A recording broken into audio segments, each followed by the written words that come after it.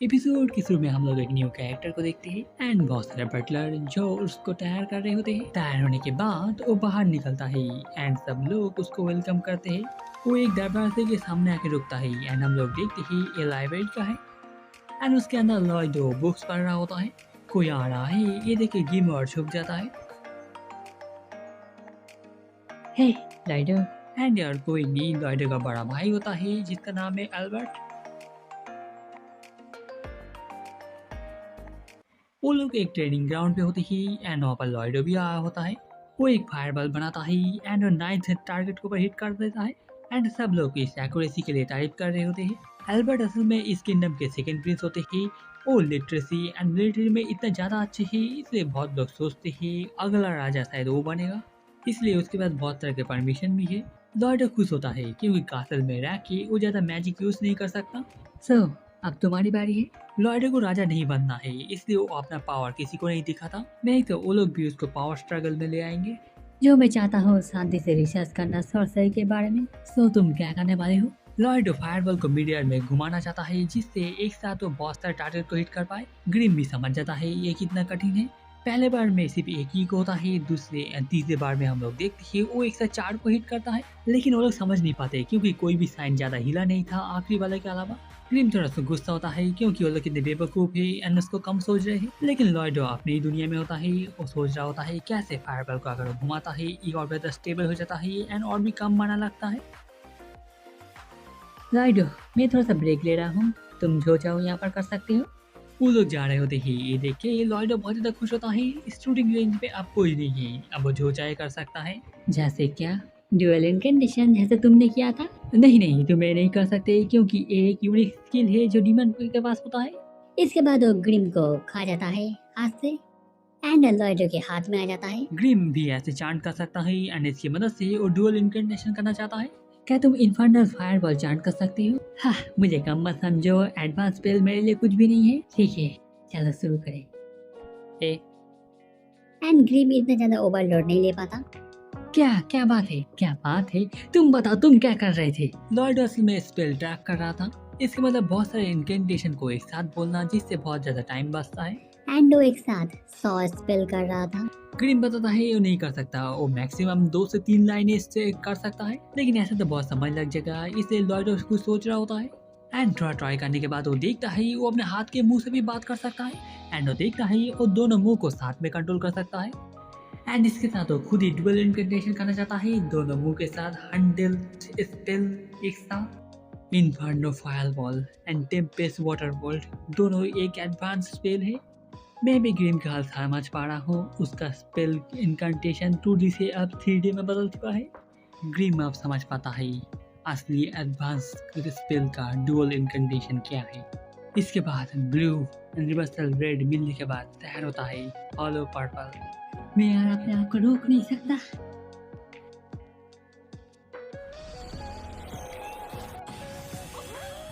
वो आसमान की तरफ फायर करता ही एंड सारे किंगडम के लोग देख पा रहे होते हैं। प्रिंस एल्बर्ट, मैं एक बात पूछना चाहूंगा, आप 7 प्रिंस को इतना फेवर क्यों करते हो? वो थोड़ा बहुत मैजिक में स्किल है लेकिन वो अभी भी बच्चा है। तुम लोग शायद अंधे हो। असल में प्रिंस एल्बर्ट ने नोटिस किया था उसके फायरबॉल ने हर एक टारगेट को हिट किया था एंड उसे पहले से पता था वो एक जीनियस है। वो एक ग्रेट सेज बन सकता है जो फ्यूचर में उसके लिए बहुत ज्यादा अच्छा होगा। ये बात सच है, हम लोगों के फ्यूचर किंग को एक ग्रेट सेज की जरूरत होगा। हाँ, बंद भी करो, मैं सिर्फ अपने छोटे भाई के साथ खेलना चाहता था। अब तक शायद उसने हर एक टारगेट को हरा दिया है। नहीं, ये थोड़ा ज्यादा हो जाएगा। ओ, इतनी जल्दी रात भी हो चुका है। ग्रीन को एक हैंड अटैक आ रहा होता है क्योंकि उसने पूरा एटमॉस्फेयर ही उड़ा दिया है। राइडर स्टार को बहुत ज्यादा खूबसूरत कहता है एंड उसे याद आता है, तुम लोग वापस जाओ, वापस जाओ। एंड वो लोग चले जाते हैं। अगले दिन वो लोग न्यूज़पेपर में देखते ही एटमॉस्फेयर की बात वहाँ पर आ चुकी है, लेकिन उन लोगों को ठीक से पता नहीं है क्या हुआ है एंड थोड़े समय के लिए लॉर्ड भी चिंतित में आ गया था। इसके बाद तो न्यूज़पेपर के उल्टी तरफ देखता है एक एडवेंचर पार्टी को, एक A रैंक एडवेंचर पार्टी जिन्होंने हाई डिफिकल्ट डंजन क्लियर किया है। उसके बाद उन लोगों को बहुत सारे वैल्यूएबल चीजें एंड मैजिक आइटम मिले हैं एंड मैजिकल आइटम सुनने के बाद वो भी डंजन में जाना चाहता है। नहीं नहीं, तुम नहीं जा सकती, अगर तुम अचानक गायब हो जाओ सब लोग तुम्हारे लिए चिंता करेंगे। इसका भी हल लॉर्ड के पास है, वो थोड़ा सा मैजिक एंड क्रिएटिविटी का इस्तेमाल करने वाला है। इसके बाद वो एक कॉर्न को निकालता है एंड पेंट ग्लासेस पर इस्तेमाल करता है वुडन रेप्लिका। एंड हम लोग देखते हैं इससे लॉयड का एक कॉपी बन जाता है, सिर्फ बाहर से नहीं अंदर से भी ये रियल के जैसा है। इसके पास बोन स्किन है एंड रूट है बेंस की जगह। एंड इससे लॉयड चाहे तो वो सिंपल मूवमेंट भी कर सकता है। तब ये तुम्हारी जगह ले सकता है? नहीं, इतना आसान नहीं है। असल में सबसे बड़ा परेशानी है सिल्फिया। इसके बाद वो पिछले दिन की बात बताता है। लॉयड सामान, आप थोड़ा सा लंबा हो गए हो। सच में? हाँ, 0.7 मिलीमीटर। मुझे नहीं लगता है ये बेवकूफ नाचने वाला काफी हो। लेकिन इसका भी हाल लॉयड के पास है। लॉयड फाइनली कासल के बाहर आ जाता है एंड वो अपने हाथ में ग्रीम को बुलाता है एंड वो एक आंख से भी अच्छे से देख पा रहा है। असल में लॉयड ने ग्रीम का सोल बाहर निकल के रेप्लिका में डाला है एंड उसका बॉडी अपने हाथ में ले लिया है एंड एक आंख की मदद से वो दोनों तरफ ही देख सकता है। वहाँ पर खड़े हुए दो मेड्स लॉयड को क्यूट कहते हैं जो वो अपने अपीयरेंस के ऊपर ध्यान दे रहा है। लॉयड गुड लक कहता है एंड सिल्विया के पास ज्यादा केयरफुल रहने को कहता है। ये रेप्लिका सच में अच्छा है, इसके अंदर माना भी दौड़ रहा है। ओ राइट, वो बच्चा यहाँ पर नहीं है, अब मैं जो चाहूँ यहाँ पर कर सकता हूँ। है ग्रिम, क्या है? मैं बहुत ज़्यादा खुश हूँ जो तुम मेरे फेमिलियर हो, इसके लिए शुक्रिया। है ग्रिम, नहीं कोई भी बात नहीं है, जिंदगी जल्दी हो सके वापस आ जाओ। इसके बाद लॉयड को याद आता है वो कासल से तो बाहर आ चुका है लेकिन उसे पता नहीं है डंजन कहाँ पर मिलता है। इसके बाद वो लोग नोटिस करते हैं बहुत सारे और किसी का पीछा कर रहे होते हैं, लेकिन तभी हम लोग देखते हैं वो एक डीप ब्रेथ लेती है एंड पीछे अटैक करती है। पहले बादल को फुल टाकल, दूसरे बादल को किक एंड तीसरी बादल के मुंह में भी एक किक एंड थोड़े समय रुक के दोनों हाथों से वो एक एनर्जी ब्लास्ट करती है।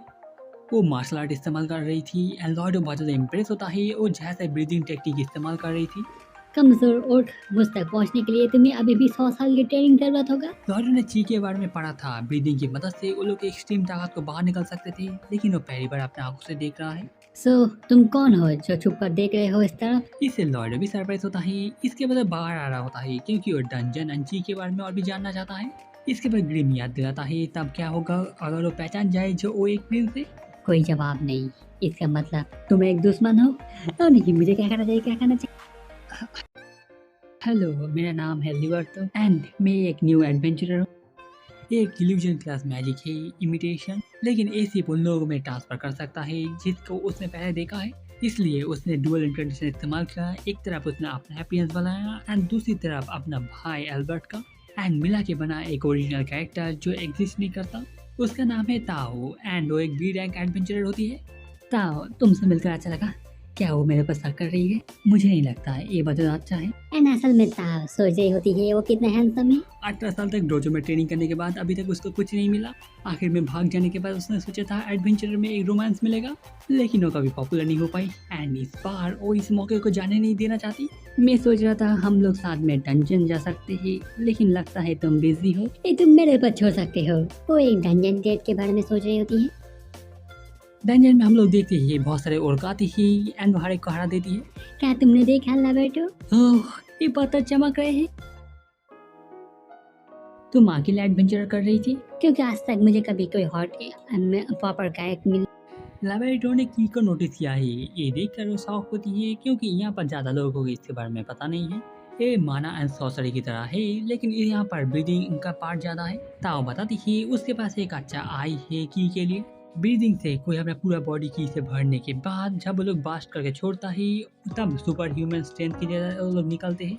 इसके लिए बहुत ज़्यादा ट्रेनिंग चाहिए होता है, उसके बाद ही कोई तरह की को सेंस कर सकता है। लेकिन अगर तुम चाहो तो मेरा हार्ट का की और आसान है। इसके बाद ताओ भी नोटिस करती है वो ची करने की कोशिश कर रहा है एंड वो ऑलमोस्ट पहुंच गया होता है एंड वो अपने लिमिट में पहुंच गया होता है। वो भी मानता है जो एक जितना दिखता है ये उससे भी ज्यादा कठिन है, लेकिन ताओ उससे भी ज्यादा शौक होती है। वो बंद करने को कहती है क्योंकि इसका बहुत सारे साइड इफेक्ट है, इससे लंग जल रहा होगा ऐसा लग सकता है। मैं फील कर सकता हूँ एक एनर्जी जो कोई माना नहीं है एंड मैं इसको इस्तेमाल कर सकता हूँ सॉर्सरी में। हाँ, लगता है मेरे पास और कोई चारा नहीं है। मैं तुमको चीज सिखाऊंगी। शुक्रिया। एंड डंजन में ऐसा करने से मना करती है क्योंकि ये बहुत ज़्यादा डेंजरस है। ग्रीम सोच रहा है वो कितना अजीब लड़का है, सब कुछ होने के बाद भी उसे कोई फर्क नहीं पड़ता। मैंने आपको ढूंढ लिया। लाइटर समझ एंड ग्रीम समझ गया होता है तो उसी बात पर है।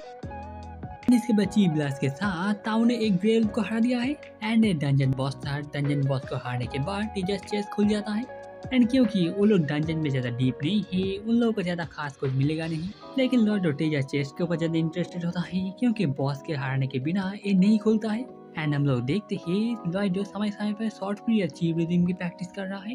एंड तब इसको जैकपॉट कहती है, वो अब एक स्टूडेंट टीचर के अफेयर की तरफ जा रही होती है। लेकिन वो श्योर नहीं होती है उसके पिता इसको एक्सेप्ट करेंगे या नहीं। इसके बाद लॉर्ड को याद दिलाने के बाद उसे याद आता है अभी भी टीचर चेस्ट खोलना बाकी है। मुझे नहीं लगता हम लोग को ज़्यादा कुछ यहाँ पर मिलेगा।